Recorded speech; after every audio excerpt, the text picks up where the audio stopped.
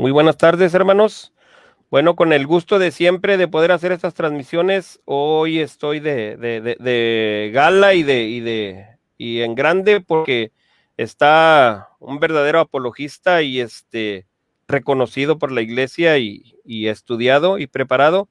Hoy vamos a ver un tema verdaderamente que pues yo también, verdad, lo desconozco bastante.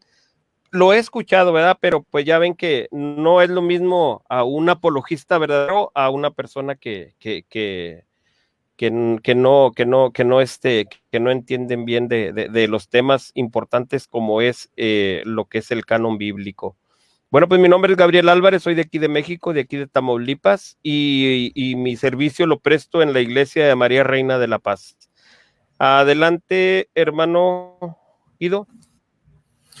Gracias, Gabriel. Bendiciones. Un placer poder estar en tu canal Ecuménico Vida. Así se llama tu canal. Sí, así ahorita tengo Pero es un proyecto nuevo que tú adelante. tienes, Gabriel. No, lo que pasa que los perfiles me los castigan y ahorita estoy por medio de este perfil.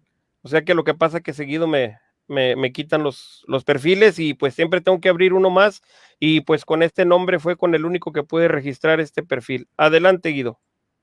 Bien, gracias. Sí, como tú decías, le propuse a Gabriel de pronto tratar el tema que últimamente pues ha sonado mucho en las redes sociales a nivel de apologistas católicos y evangélicos, tanto en Facebook como en YouTube, sobre el tema que es un tema de cultura religiosa, que es el canon bíblico, la forma como el canon bíblico se fue formando a través de lo que fue pues la historia de la iglesia primitiva.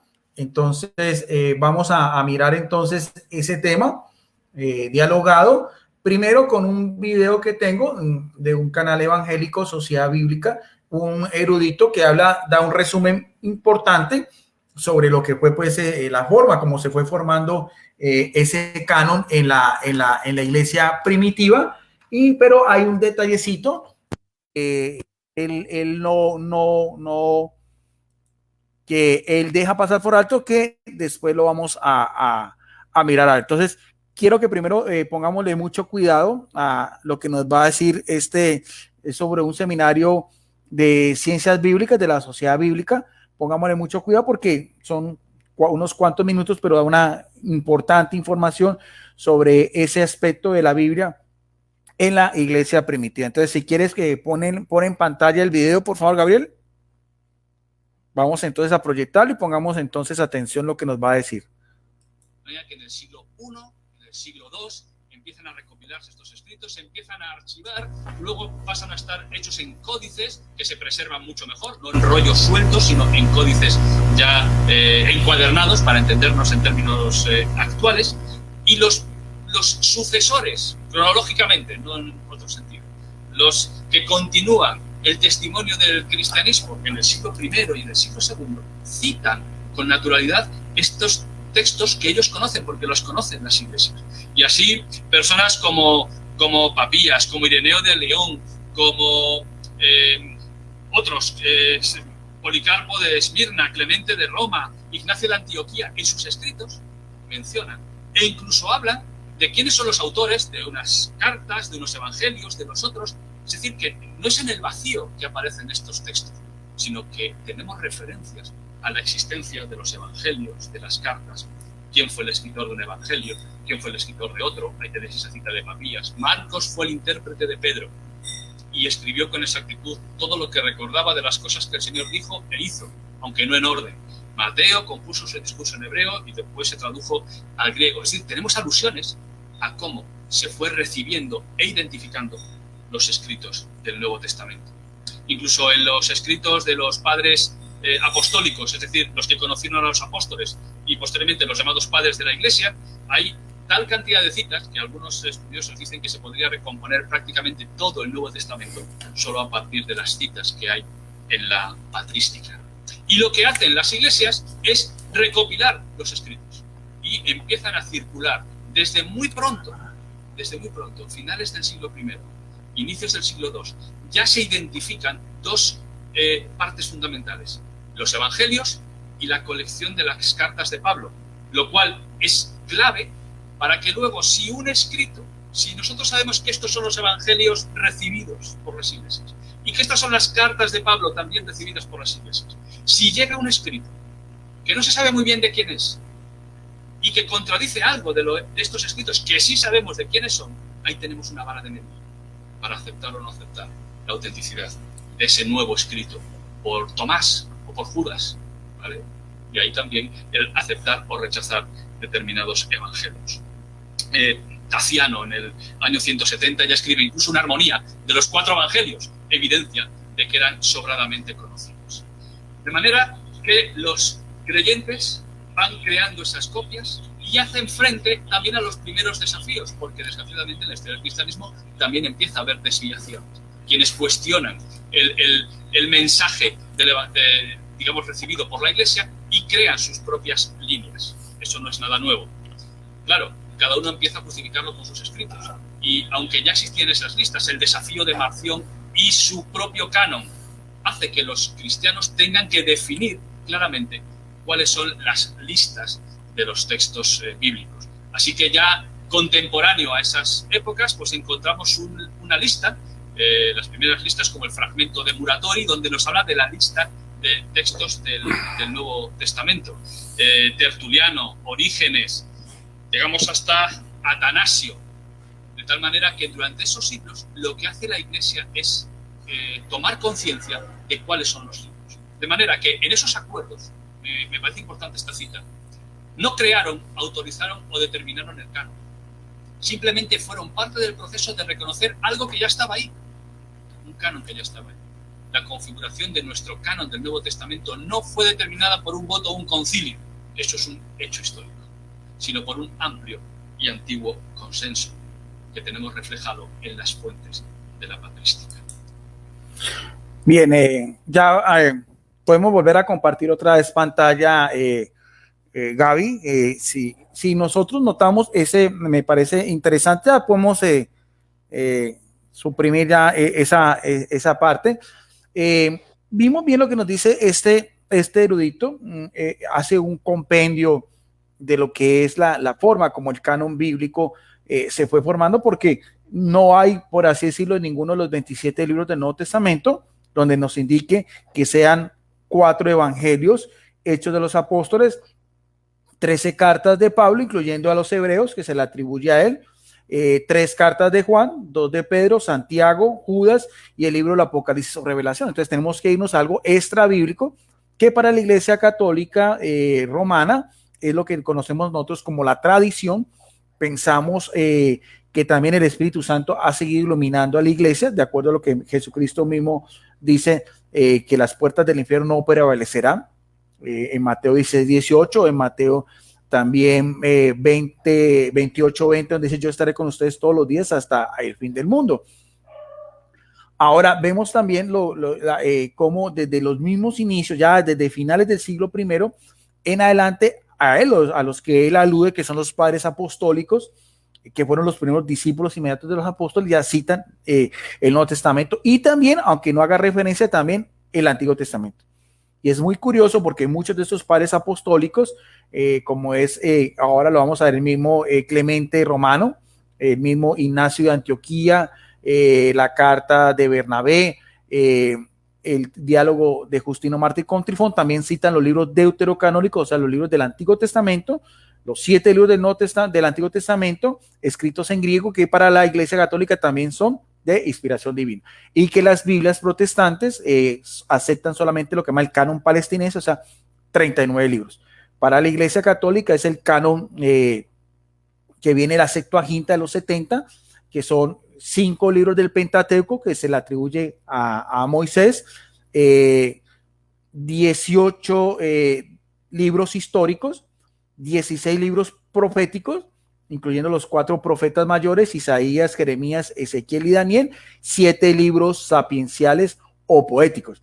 Eso también es importante porque él mismo decía que en esos códices, en esos manuscritos antiguos, en esas cartas pastorales o epístolas de estos hombres de fe, que eran también al mismo tiempo jerarcas de esa iglesia primitiva que se iba también formando, o sea, lo que conocemos también como una sucesión apostólica, citan estos escritos. Con lo único que no estoy de acuerdo con lo que dice este erudito, que se llama Rubén Lugida, es en que él dice que al final no le resta importancia a los primeros concilios, que eran reuniones de los obispos regionales, donde también, por así decirlo, le dan un sello característico sobre la canonicidad, o sea, la autoridad, que para ese entonces, en el mismo criterio de estos jerarcas, determinó qué libros eran inspirados y qué no. Entonces, de eso más o menos se trata esta intervención. Yo utilizo material en físico también, gran mayoría utilizo también Biblias evangélicas para también recrear y dar pues mayor solidez a lo que uno está hablando. En este caso tengo esta Biblia que me gusta mucho, que es la Biblia Reina Valera del año 1960, una Biblia de estudio que es de la Biblia Holman, una de las principales Biblias de estudio. Ustedes pueden mirar el grosor, y yo lo he citado anteriormente en muchos de mis videos que están en mi canal Teología Roja, y también en algunos compartir y debate que he tenido. Hay unos aquí encontramos unos documentos de estudio donde dice origen, transmisión y canonización de los libros del Nuevo Testamento. Aquí nosotros podemos mirar a ver donde dice esto que estoy citando. Siempre cito al pie de la letra, donde esos también eruditos, eso es un grupo pues de eruditos de fama internacional, biblistas. También hay una parte donde dice testigo autoritativos del canon en la iglesia primitiva.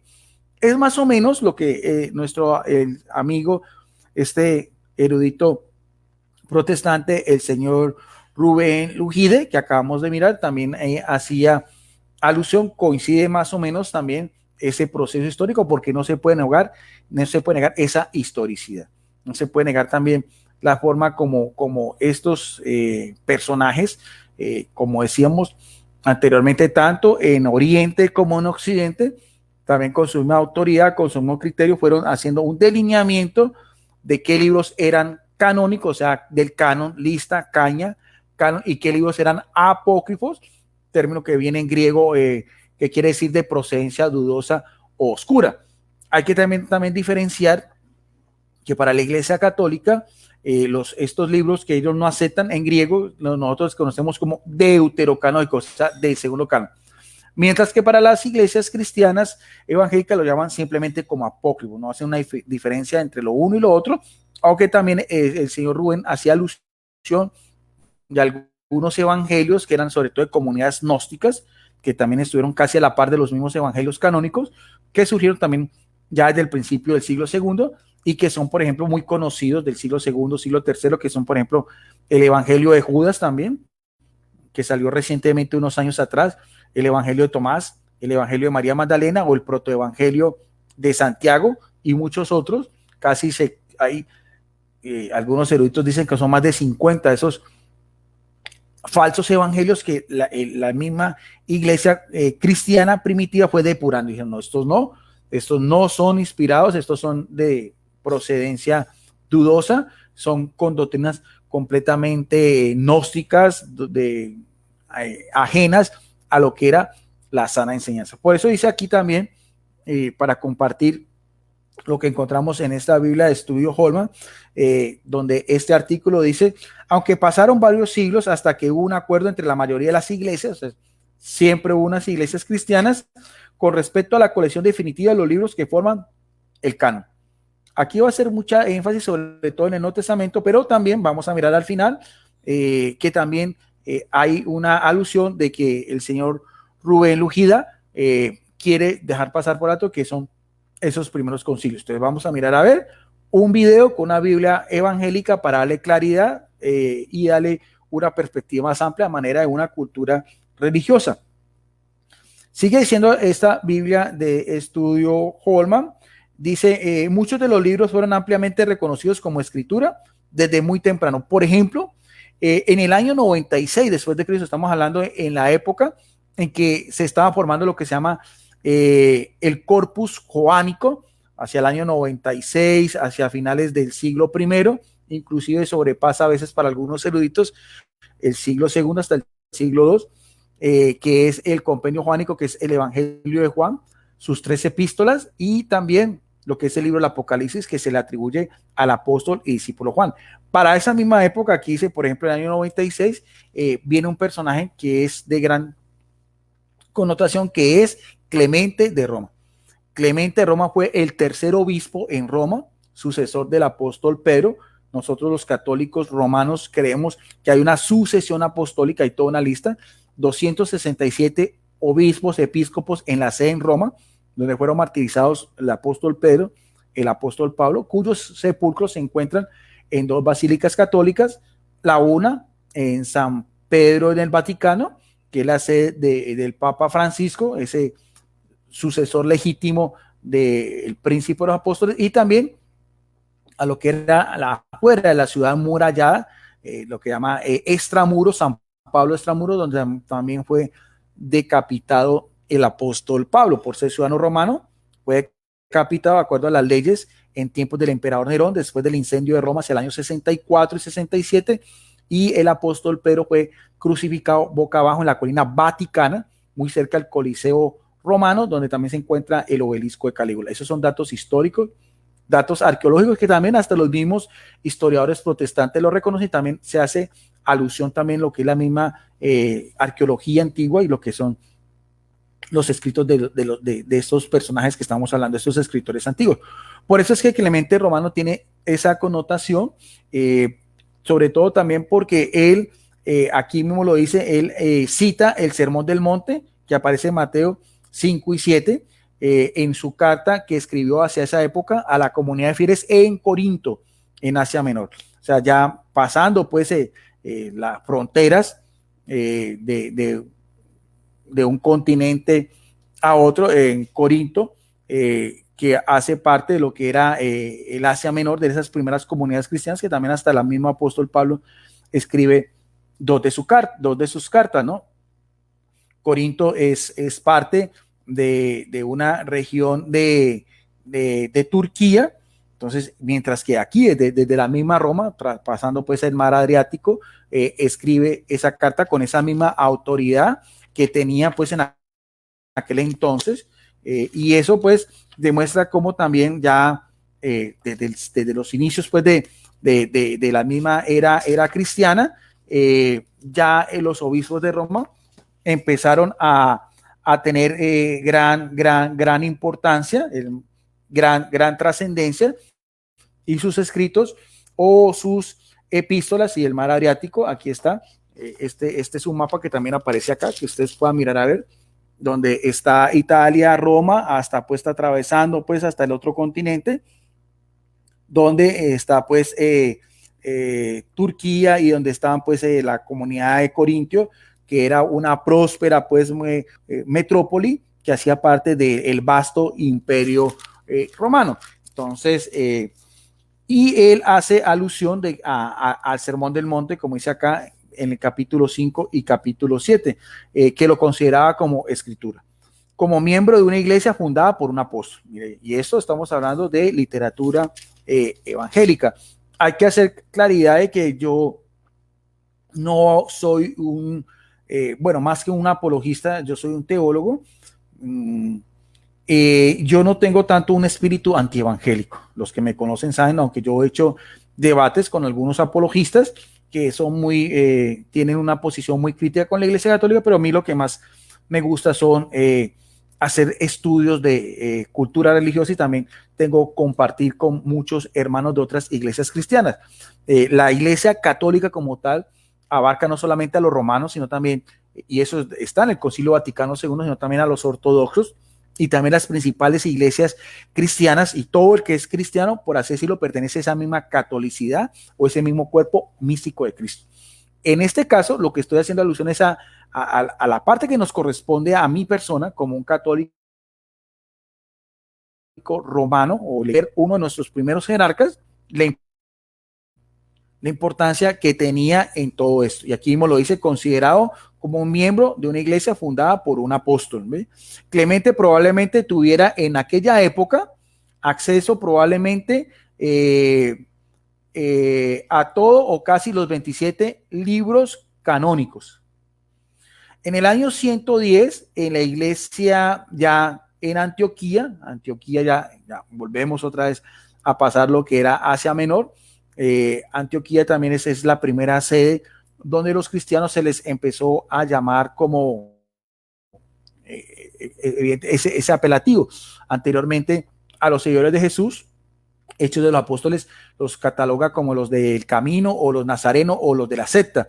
En Antioquía, también en esta región de Asia Menor, ya es también de mucha importancia, y ahí también hay un discípulo que también fue discípulo inmediato del apóstol Juan, que se llamaba Ignacio, también o con esa dignidad de episcopo, al igual que Clemente. O sea, vemos una iglesia jerárquica, vemos una iglesia que tiene líderes, vemos una iglesia de hombres santos, porque ambos fueron martirizados.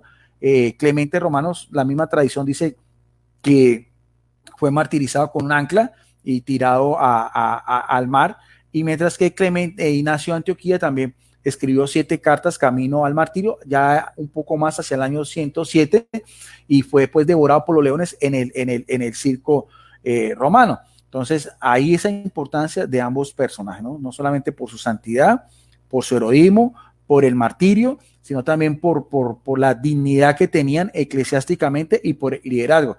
Aquí lo dice, ya estamos hablando del año 110, o sea, ya empezando el siglo II, de Ignacio de Antioquía, quien afirma también que los evangelios eran escrituras, o sea, los 4 evangelios, 3 evangelios sinópticos, o sea, sinopsis en paralelismo, es un término griego, que son Mateo, Marcos y Lucas, y el otro evangelio que es el evangelio de Juan. Estos 3 evangelios sinópticos, el primero de ellos es Marcos, hacia los años 60, hacia los años 80, fueron 70 y 80, fueron escritos lo que es el evangelio de Mateo y el evangelio de Lucas, y ya, como decíamos, el evangelio de Juan, cada uno con un destinatario, cada uno con un propósito, cada uno también con una connotación muy importante, que eso es lo que estudia pues los mismos biblistas desde la exégesis y desde la hermenéutica. Entonces estamos hablando también de Ignacio de Antioquía, y ya sigue siendo la Biblia de Estudio Holman, porque ese es un recuento muy sintetizado.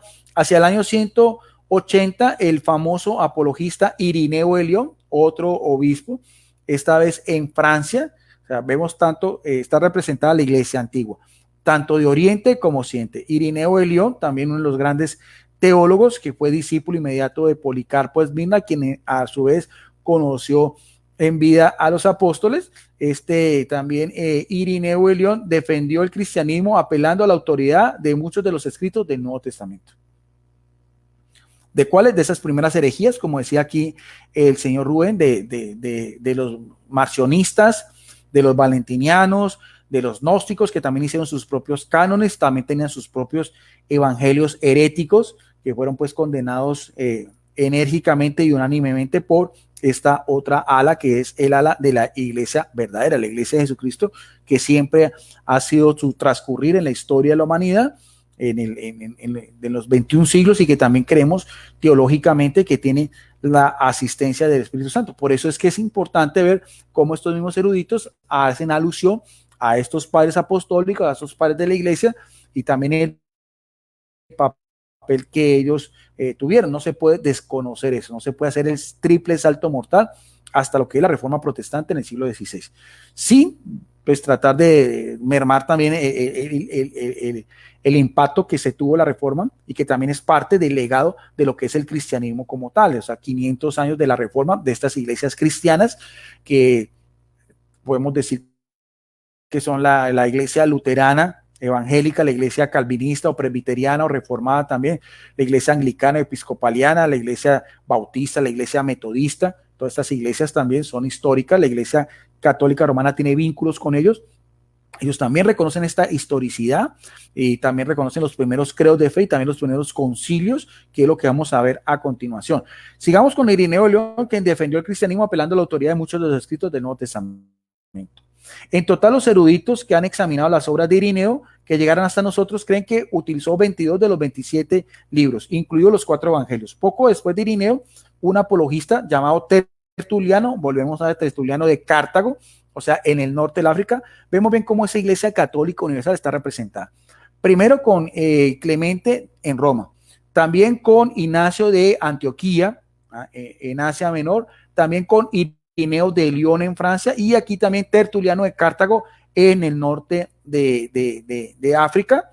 Aquí donde dice, hablando de Tertuliano, acusó a los cristianos gnósticos de utilizar mal el instrumento, nombre que empleó para referirse a la colección de libros autoritativos del Nuevo Testamento. Esa era una pues de las formas como se le conocía a estos escritos sagrados. También se le llamaba el Memorial de los Apóstoles, también era un título que utilizaban también para hacer alusión a los evangelios.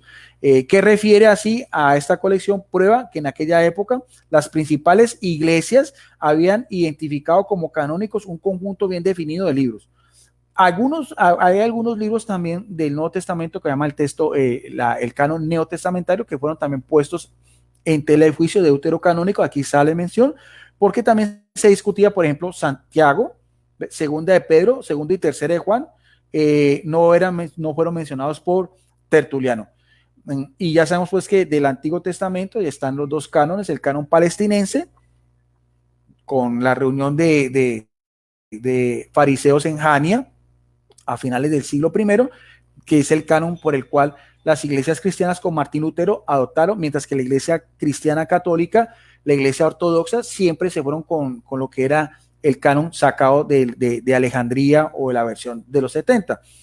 Un poco décadas después, otro padre de la iglesia, también Orígenes también es Orígenes de Alejandría, también en Alejandría en Egipto, citó los 27 libros del Nuevo Testamento y señaló que 6 de ellos, Hebreos, Santiago, segunda de Pedro, segunda y tercera de Juan y Judas, eran todavía objeto de discusión en algunas partes. Y también el libro de Apocalipsis también tenía esa discusión. Estos libros fueron debatidos durante siglos, aunque su posición de honor en la mayoría de las iglesias nunca se vio amenazada.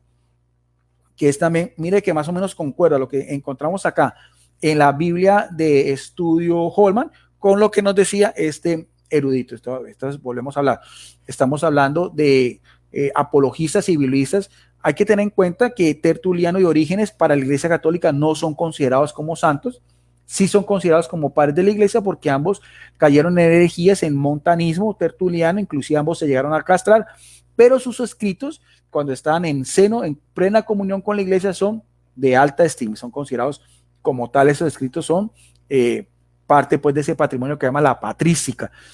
Los otros sí son santos de la Iglesia católica y son pues tienen sus fiestas litúrgicas.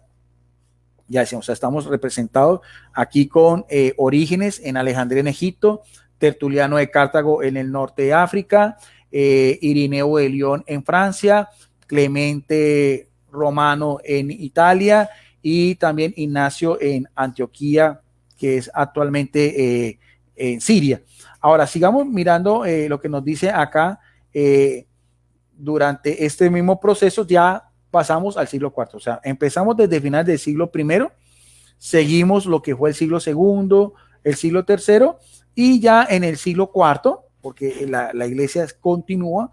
De hecho, inclusive históricamente muchos de los historiadores, teólogos, biblistas que estudian todo este fascinante recuento de lo que son los inicios del cristianismo, siempre se habla de y así mismo lo decía el señor Rubén, lo que son los padres apostólicos, que fueron discípulos inmediatos de los apóstoles.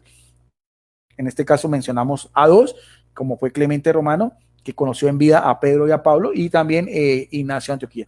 Después siguen los padres apostólicos, después siguen ya del siglo II en adelante, los padres de la iglesia, tanto de Oriente como Occidente, que ya se llama también pre-niceno, o sea, antes de Nicea, antes pues del concilio de Nicea en el año 325, antes también de lo que fue el edicto de Milán del 314 con el emperador Constantino, porque algunos apologistas también evangélicos que son completamente anticatólicos, entonces muy conocidos en las redes sociales, con lo cual yo he debatido muchos de ellos, entonces ellos también ponen en tela de juicio, entonces dicen que la Iglesia Católica, eso no aparece en esta Biblia de estudio, ¿no?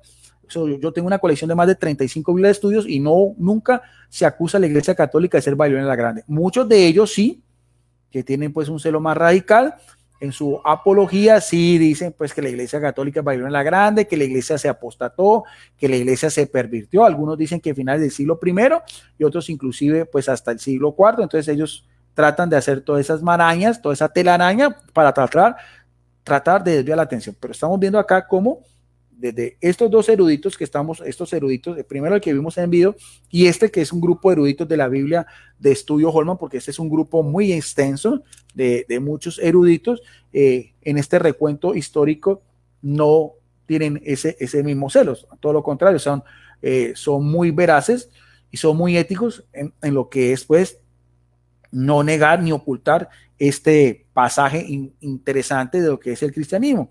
Por eso cuando llegamos al siglo IV, en el canon del Nuevo Testamento emergió con claridad como un conjunto ampliamente aceptado los libros sagrados.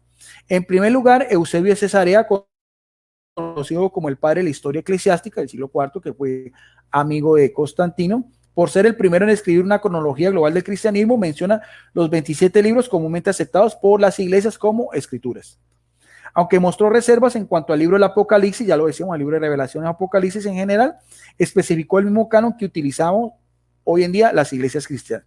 Y avanzamos a uno de los grandes patriarcas, también un hombre de fe muy recto, de una fe inquebrantable, que en el año 367, un obispo, aquí mismo le dice un episcopo, un obispo en Alejandría, nuevamente, de donde venía también Orígenes, un hombre inquebrantable llamado Atanasio. Hay que tener en cuenta que todos estos son santos de la Iglesia Católica. La Iglesia Católica y la Iglesia Ortodoxa lo reconoce como tal. Tienen sus fiestas litúrgicas, sus escritos son importantes, hacen parte de nuestro magisterio eclesiástico, y escribió una carta solemne en la que enumera los 27 libros del Nuevo Testamento como escritura, que es también lo que hacía mención el señor Rubén Lugide, que veíamos en el video. Atanasio de Alejandría es el primo que también menciona entre libros canónicos y los libros también apócrifos. Hay que tener en cuenta que muchos de ellos también, eso tampoco lo podemos ocultar, muchos de ellos también no aceptan los libros deuterocanónicos, o sea, los libros que la Iglesia Católica tiene también en el canon veterotestamentario. O sea, por ejemplo, Atanasio, él pone en tela de juicio los libros deuterocanónicos, Cirilo de Jerusalén, el mismo Jerónimo de Dalmacia o Estribón también, pero también habían otros padres de la iglesia también que sí aceptaban los libros deuterocanónicos, como San Agustín, como Clemente de Alejandría, como también Basilio el Grande, como también Epifanio de Cartago y muchos otros. Eso también, ese mismo compendio es interesante y vamos a mirar a ver este mismo ambiente. Aquí estamos hablando de estamos hablando de Atanasio de Alejandría, que ya menciona los 26 libros como escritura, sin mencionar ningún libro disputado, señal de que las discusiones mencionadas por Orígenes y Eusebio habían perdido importancia. Poco más de una década después, y ya viene otro erudito, que en este caso es, vamos a hablar en este caso de Jerónimo. Antes de eso quería decirle que también lo que decía el señor Rubén Lugide era cómo las iglesias cristianas sabían o ellos persuadían de que estos libros eran canónicos. Daban 3 reglas. Primero, de que su autor fuera un apóstol o un discípulo. En este caso, por ejemplo, apóstoles, sabemos que fueron Juan fue un apóstol, Mateo fue un apóstol, Santiago fue un apóstol, Judas fue un apóstol, Pedro fue un apóstol, y discípulos como fue Marcos, que fue discípulo de Pedro, y Lucas, que fue discípulo de Pablo. Esa era la primera característica. La segunda era que fuera una sana doctrina, o sea, que no tuviera desviaciones, sobre todo cristológicamente, como decíamos, que negaran, por ejemplo, la divinidad de Jesucristo, su humanidad, lo que decían en ese entonces también los gnósticos, los donatistas, los docetistas, y después también los que negaban la Trinidad, como los monarquianistas, praxeas y otros que también de Valentino, toda esa serie, y ya los que negaron también después la divinidad de Jesucristo, como fue el mismo Arrio, que fue un sacerdote de Alejandría, y los maniqueos, y todas estas otras corrientes heréticas, los paulicianos y todo eso, ese mismo ambiente. Como habían iglesias fieles, iglesias de sana doctrina, también habían otras iglesias también con sus jerarcas que también rivalizaban los unos de los otros. Unos tenían su canon y otros también tenían el canon.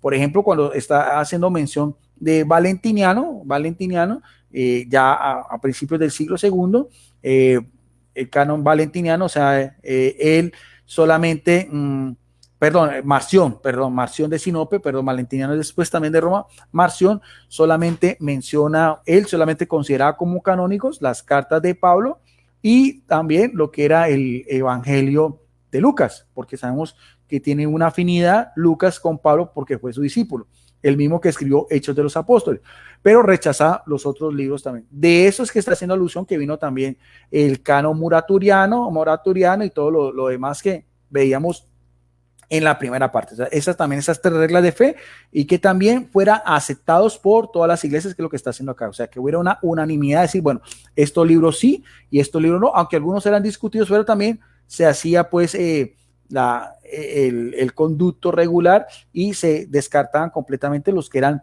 de comunidades gnósticas. Y ya como estamos aquí avanzando en el siglo IV, veíamos que después de Atanasio, aquí mismo lo dice, viene,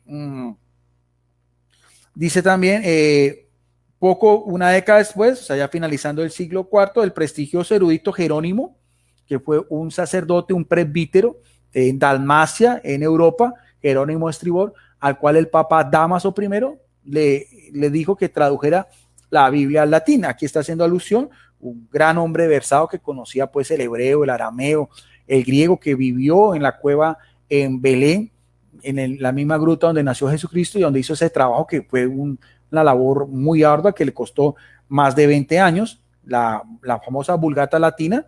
Aquí está haciendo alusión, dice, una década después el prestigioso erudito Jerónimo tradujo los 27 libros del Nuevo Testamento. Siempre se está haciendo mención en esta Biblia al canon del Nuevo Testamento, no se hace alusión al Antiguo Testamento, pero sabemos que el conjunto es tanto Antiguo como Nuevo Testamento. Dice Jerónimo que él está convencido de que su aceptación de larga data en las iglesias probaría que las escrituras eran auténticas. Y viene ya también bordeando ya el siglo IV y el siglo V, lo que es uno de los grandes hombres, las más grandes lumbreras de la iglesia, que ha sido comparado a la par de Pablo, que es Agustín, que aquí me lo dice, fue un obispo en Hipona, en lo que hoy en día es Argelia, o sea, el norte de África. Está de acuerdo en que los 27 libros eran canónicos, y hay que tener en cuenta que Agustín también aceptaba también el canon de Alejandría, ¿no? El canon de los 47 libros del Antiguo Testamento, ¿no? Eso no hace mención aquí la Biblia de Estudio Holman, pero el que conoce algo de historia sabe que esto es así.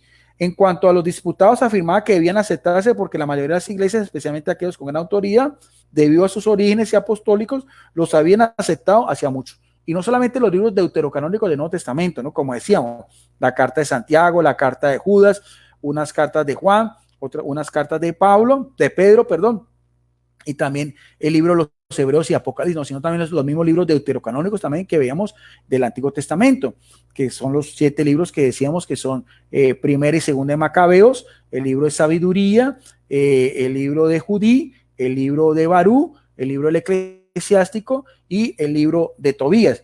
Ahora, dice acá en la Biblia de Estudio Holman, dice finalmente, y esto fue lo que quería hacer alusión porque este erudito de la Sociedad Bíblica, de ese canal evangélico, no quiso tratar de menguar la importancia de finalmente, eso sí lo reconoce la Biblia de Estudio Holman, en los años 393 y 396, o sea, hubo 2 concilios es una reunión de obispos, concilios locales en el norte de África, en el cual participó Agustín de Hipona, que son los concilios de Hipona, en el cual era su sede, y el concilio de Cartago, que llegaron a la conclusión de que el número correcto de los libros del canon del Nuevo Testamento eran 27, ni uno más ni uno menos.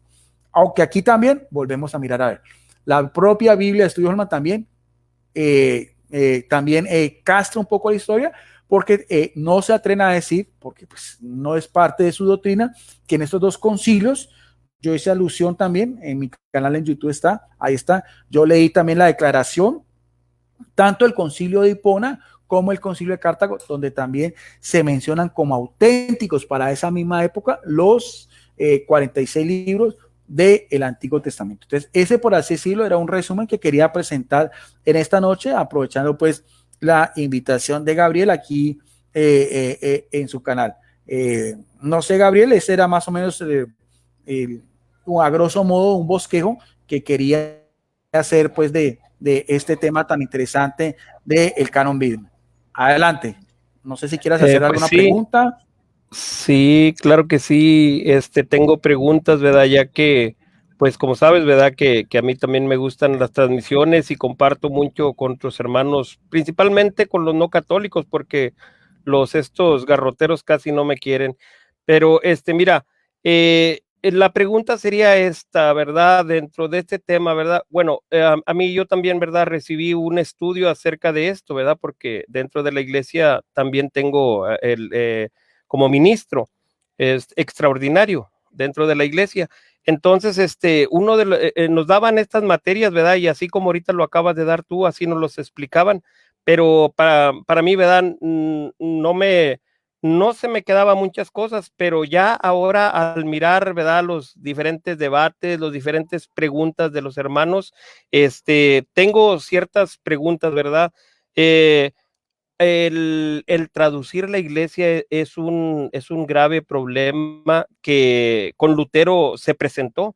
Lutero, al traducir la Biblia al inglés o al alemán, hubo muchos problemas. De cierto, hasta el rey creo que le dijo que no les gustó, no les gustó como la tradujo porque quitaba muchos libros. Todavía estos protestantes de ahorita pues van con 66, ¿verdad? ¿Verdad? Pues bueno, según ellos. ¿Qué problema tan grande es esto, verdad, Guido? El tomar la escritura, por eso la iglesia no quería que se profanara la Biblia. Al profanar la Biblia, Lutero y los Valencia, creo que sí, hicieron una horrible traducción, hicieron un recortamiento de libros. ¿Qué nos puedes decir, Guido, acerca de cuál es tu cómo lo miras tú? ¿Cuál es tu objetividad? Prende tu micrófono, Guido.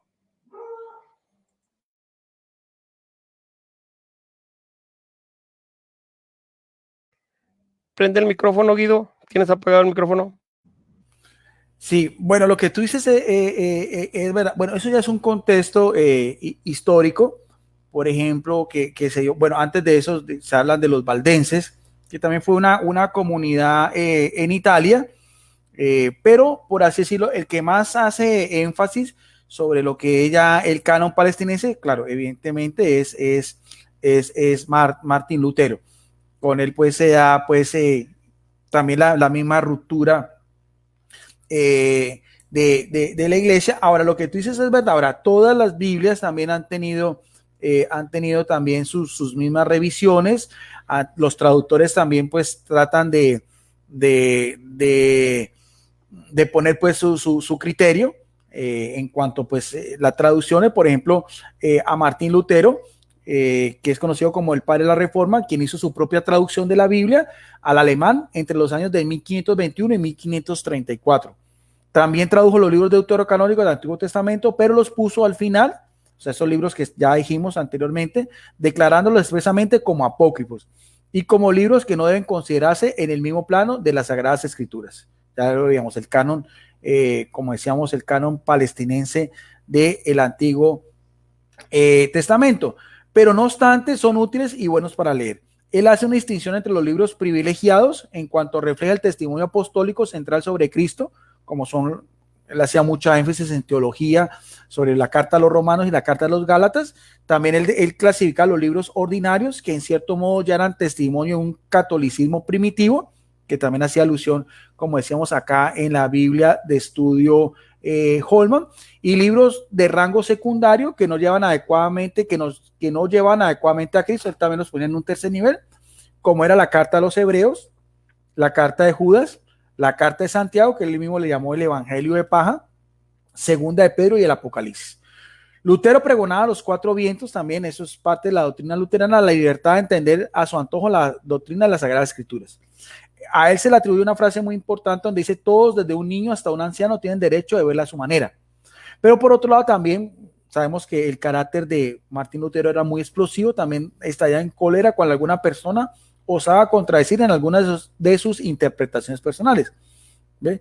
No obstante, llegó a reconocer su grave error en esta obra, declarando suya: los nobles, los citadinos, los campesinos, todos entienden el evangelio mejor que San Pablo y yo. Ellos ahora son sabios, que consideran más conocedores de todos los ministros. Nosotros aceptamos tal y como debemos que muchos de lo que ellos, la Iglesia Católica, dicen verdad, que el papado tiene la palabra de Dios y la autoridad de los apóstoles, y que hemos recibido las Sagradas Escrituras, el bautismo, los sacramentos, el púlpito de ellos. Que sabiendo esto, si no fuera por ellos. Eso lo dijo en un sermón sobre el Evangelio de Juan. Eso también es importante mirar ese contexto. Del mismo modo, que fue un ex sacerdote agustino y también fue doctor en Sagradas Escrituras, también mutiló a su conveniencia la palabra de Dios. Por ejemplo, para citar lo que para él era la justificación por la fe, que es una de las doctrinas luteranas, y ahí donde el apóstol Pablo escribió en Romanos 3:28, donde dice: concluimos pues que el hombre es justificado por la fe sin las obras de la ley. Él añadió la palabra sola. A quienes lo recriminaron tal arbitrariedad los textos sagrados, porque eso fue una añadidura de él, él respondió: así lo quiero y así lo mando. Sobre la epístola también del apóstol Santiago, como decíamos, decía que donde habla de la fe con obras, que es parte también de la doctrina de la Iglesia Católica, donde aparece la epístola a los de Santiago en su capítulo 2, versos 14, 17 y 18, lo calificó como un evangelio de paz. O sea, hay muchas de esas características que estamos aquí hablando y muchas más cosas, ¿no? Ahora, ese mismo ambiente ya no prima, porque ya la Iglesia Católica con la Iglesia Luterana tienen diálogos ecuménicos. Desde el mismo Concilio Vaticano II, la misma excomunión de Martín Lutero ya fue claudicada. Y no se puede tampoco negar que Lutero fue un hombre muy inteligente, muy sabio. Su Biblia, porque no hay una Biblia tal cual perfecta, no hay ninguna traducción perfecta, a pesar de esas añadiduras, es considerado como un clásico de la literatura germana. ¿Quieres hacer otra pregunta, Gabriel? Sí, Guido, me gustaría, ¿verdad? Aprovechando, ¿verdad? Que estás aquí acompañándome y compartiendo conmigo. Mira, cuando estudiamos nosotros, en la escuela, también nos enseñaron esto, ¿verdad? Que la Iglesia nunca se negó a que nosotros tuviéramos al alcance la palabra de Dios. Lo que pasa que la Iglesia, con más estudio, los libros que no están registrados dentro del canon, eran de suma importancia, porque dice, los sacerdotes o quienes nos impartían las enseñanzas, nos decían que había algo más todavía que aprender. Y yo esto me acuerdo que también lo llegué a ver con Boris.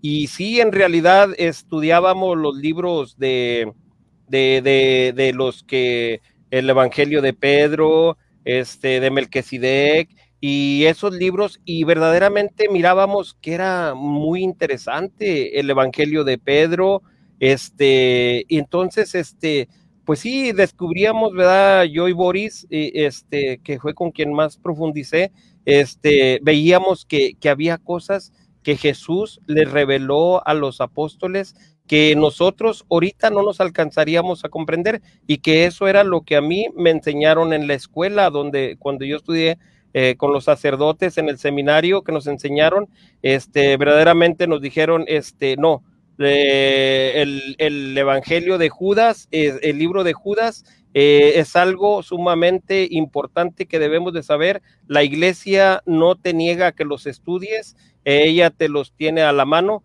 pero son cosas que nosotros como cristianos, laicos o cristianos al servicio de la Iglesia, no alcanzamos a comprender. Solamente los sacerdotes, los teólogos como tú, Guido, que pueden saber todo esto. Adelante, Guido. Sí, es que ahora eso es una leyenda negra. O sea, la Iglesia Católica nunca se ha opuesto a que los fieles laicos lean la Biblia. Hay que tener en cuenta también el contexto histórico, ¿no? Por ejemplo, antes de que empezara toda la reforma con Martín Lutero, fue que se dio lo que fue la imprenta. Entonces, anteriormente, el transcribir un tomo completo, bueno, varios tomos de la Sagrada Escritura, tanto el Antiguo como el Nuevo Testamento, pudiera durar o 1 o 2 años. Eso lo hacían solamente sacerdotes o monjes, especialmente los benedictinos, que se encargaban de esta labor, que era una labor muy ardua, porque pues más los mismos materiales de aquel entonces. Ahora, ya con lo que fue, por ejemplo, la misma Vulgata Latina, que fue ya a finales del siglo XV, incluso la primera Biblia que se tradujo, hecha por el alemán Johannes Gutenberg en el año 1455, fue una Vulgata Latina. Este ejemplar es conocido también como la Biblia de 42 líneas, se encuentra hoy en la Biblioteca Apostólica Vaticana. Se hace parte pues de ese legado cultural, histórico también, de lo que es la Biblia. De ahí en adelante, la Biblia empezó a distribuirse de una manera pues más asidua, y lo único que puso la Iglesia Católica también con lo que fue la Reforma Protestante, porque también había que también hacer ciertos distanciamientos en el Concilio de Trento.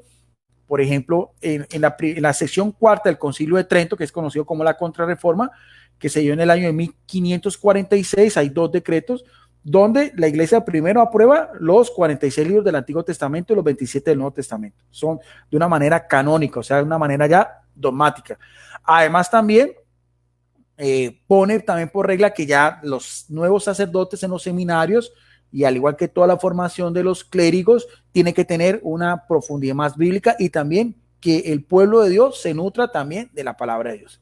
Entonces, eso es interesante, porque la Iglesia Católica también sí, es verdad que en ese ambiente histórico también sí condenó o la Biblia de Lutero, también las otras Biblias que vino después en la Inquisición, que es la Biblia del Oso, la Biblia del Cántaro, hecho por ex sacerdotes también, que son Cipriano de Valera y Casiodoro de Reina, que son conocidos como la Biblia del Oso y la Biblia del Cántaro, también Biblias protestantes traducidas al español. Ellos fueron 2 ex sacerdotes y monjes de la Orden de los Jerónimos en el convento de Sevilla, España. O sea, pero eso es el mismo ambiente, ese es el mismo ambiente histórico de aquel entonces.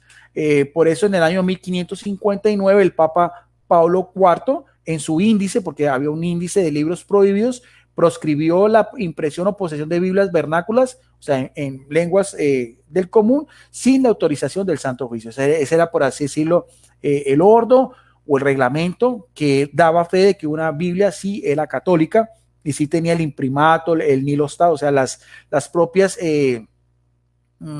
autorizaciones eclesiásticas, ¿ve? Y ahí en adelante, pues todo eso ha venido un transcurrir histórico. Hoy en día tenemos Biblias católicas de mucho peso, de mucha importancia, Biblias de estudio, y también tenemos que decirlo, también hay unas Biblias evangélicas también, yo las utilizo, tanto católicas como evangélicas, que tienen una gran información para conocer un poco más todas estas cuestiones que tienen que ver con este fascinante mundo de lo que es la palabra de Dios.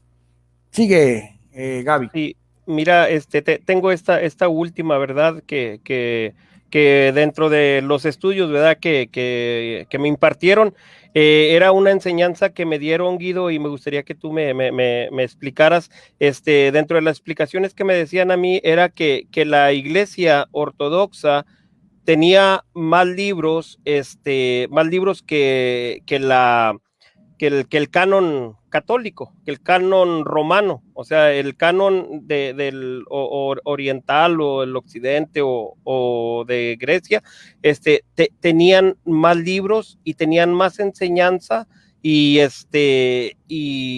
pues también es una iglesia que desde un principio también fue iniciada. Lo que también yo poco más o menos los he escuchado a ustedes, es que también la enseñanza de lo que el tener más libros, o la griega, habla de que, la hebrea, lo que es el canon hebreo, el de los 70, algo así, esa niega un poco la divinidad de nuestro Señor Jesucristo, y esa es la que maneja la Iglesia Ortodoxa. Adelante, Guido. No tanto así. Quiero aclarar primero que la Iglesia Ortodoxa griega es una iglesia hermana de la católica, ¿no? Ellos tienen la misma sucesión apostólica, tienen la misma catolicidad y tienen la misma tradición. Nos unen los 7 primeros concilios ecuménicos y verdades de fe fundamentales como la Trinidad, los 7 sacramentos. Eso es la sucesión apostólica, las órdenes monacales, los íconos, o sea, el arte pictórico, iconográfico. Lo que pasa es que la iglesia ortodoxa oriental, ellos nunca establecieron como la iglesia, aunque esos concilios que veíamos de Hipona y de Cartago del 492 y 497 fueron concilios regionales. Ya en la iglesia católica latina ya fue tomando más auge con otros papas como el Papa Inocencio I, como el Papa León Grande, y ya después de una manera dogmática con la Contrarreforma del Concilio de Trento. Ya para eso ya la Iglesia Católica y la Iglesia Ortodoxa se habían separado, lo que llama el Cisma de Oriente, que se dio en el año 1051, 1054. Ahora, lo que pasa es que los hermanos ortodoxos, ellos como tal nunca se dieron a la tarea de definir un canon, y aunque el Nuevo Testamento es igual, los 27 libros son iguales tanto para los ortodoxos, los católicos, latinos, ortodoxos católicos, y también para las iglesias protestantes en general. En el Antiguo Testamento, de lo que tú decías de la Septuaginta o la versión de los 70, que no fue un canon como tal, pero de ahí se sacó pues después esos libros que la Iglesia Católica tuvo como inspirados. De ese canon, que eran como 51 libros más, hay un libro que llama el libro de Manasés, y tercero y cuarto de Macabeos, otro que llamaba Susana y el dragón, otros de menos importancia, pero ellos, los ortodoxos, aceptan también tercera y cuarta de Macabeos y el libro de Manasés. La Iglesia Católica esos libros no los consideró deuterocanónicos.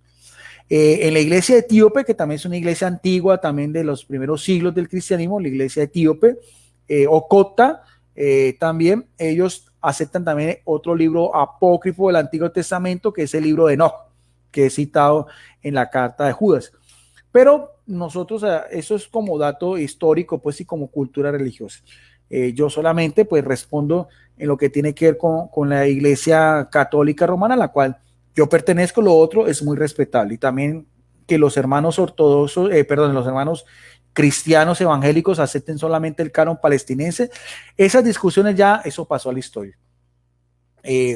Ya cada quien, pero no hay esas disputas como hoy en día muchos apologistas de las redes sociales tratan otra vez de relucir, por ejemplo, que si la Biblia políglota complutense del cardenal Francisco Jiménez de Cisneros ponía en su prólogo al lector que los libros deuterocanónicos no los consideraba como dogmáticos, sino que servían para la edificación del pueblo de Dios. Ese ambiente, todo eso ya, como digo yo, se definió dogmáticamente en el Concilio de Trento, en lo que llama la Contrarreforma. Ya después de eso, ya no puede haber ninguna duda de lo que es ya los libros que nosotros los católicos latinos aceptamos como de inspiración divina. Incluso si uno va a las Biblias católicas, yo recomiendo mucho, por ejemplo, la Biblia la Neovulgata, o la Biblia de Jerusalén, o la Biblia de Monseñor Straubingen, la Biblia Félix Torres Amá, la Biblia latinoamericana, son Biblias católicas, o la Biblia El Peregrino, Luis Alonso de Schockel. En cada introducción de estos libros deuterocanónicos te explican también qué padres de la iglesia los aceptaban, en qué idiomas fueron escritos, contexto histórico, contexto cultural, género literario. O sea, eso es un panorama mucho más grande que lo que el común de la gente maneja, ¿no? Y eso es importante porque también da a entender también la seriedad como la Iglesia Católica toma estas cosas a consideración. No es como a veces piensan estos apologistas evangélicos, que la Iglesia Católica no tiene forma de mostrar que los libros deuterocanónicos tienen la inspiración del Espíritu Santo. No, eso incluso ya entre lo que son los eruditos, ellos también, eruditos evangélicos, ellos aceptan que esos son libros históricos que se pueden leer, pero no hay como esa rivalidad, ¿no? Eso ya, más que todo, eso quedó en el pasado. solamente, como te digo, algunos apologistas de las redes sociales que son abiertamente anticatólicos, que son muy conocidos. Sabemos cómo es el pastor Eduardo Gutiérrez del canal reflexionesdelpastor.com y también al cual yo aprecio, al igual que Salvador Barragán del canal apologista evangélico Barragán Salvador, que también hacen sus investigaciones, hacen también sus aportes, pues ellos también tienen una posición más crítica de eso y que también hacen sus análisis. Y es interesante porque eso obliga a que un apologista, un teólogo católico también tiene que dar fe de eso, tiene que estudiar y tiene también que conocer eso. Hay 2 apologistas también jóvenes, 3 apologistas que yo admiro, aprecio mucho, que son Joel Moody, que son Cristian Izquierdo y otro apologista, Charles Fuentes, también hicieron todo un trabajo de investigación sobre la Biblia políglota complutense, la mostraron. Entonces, ese ambiente también, yo creo que también es interesante también. Si usted tiene bases sólidas, mirar también en esos videos y también complementarlo también con lo que la Iglesia Católica cree. Por eso decía el apóstol Pablo en 1 de Tesalonicenses 5:21, él decía, estúdienlo todo y retengan lo bueno. Esa base de fe doctrinal paulina es también la que yo siempre trato también de poner para criterio personal y lo que voy a conocer también en mis videos. Adelante, Gabriel. Gracias, Guido. Mira, como comentas, ¿verdad?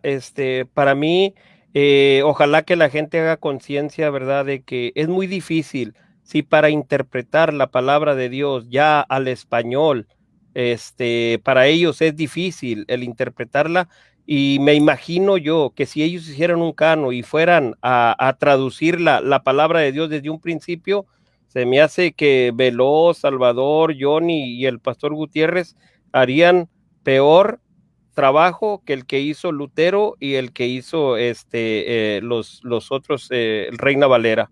Entonces, pues ojalá que la gente reflexione, comprenda las enseñanzas. Yo también la estudié y la mera verdad, pues apenas, nunca termina uno de aprender, Guido. Gracias, Guido. Gracias, Gabriel. Gracias por tu invitación. Espero pues que haya sido del agrado para tu público, para tu canal. También pues voy a compartir este video también en mi canal de YouTube, Teólogo Guido Rojas, donde también tengo otros estudios, tengo algunos debates también sobre este tema, y también en mi canal de Facebook, mi foro de Facebook que se llama Debate Bíblico y Teológico Licenciado Guido Rojas. Gracias por tu invitación. Un saludo especial a donde tú vives, allá en México, desde Palmira, Colombia, extensivo a todos los hermanos católicos y hermanos evangélicos que van a ver esta transmisión. Gracias, Gabriel, bendiciones, y puedes hacer ya la despedida final. Ok, muchísimas gracias, Guido. Ojalá que no sea la última y que podamos tener otro compartir de otro tema, que hay temas muy interesantes que me gustaría mucho tratar contigo. Ok, gracias, Guido.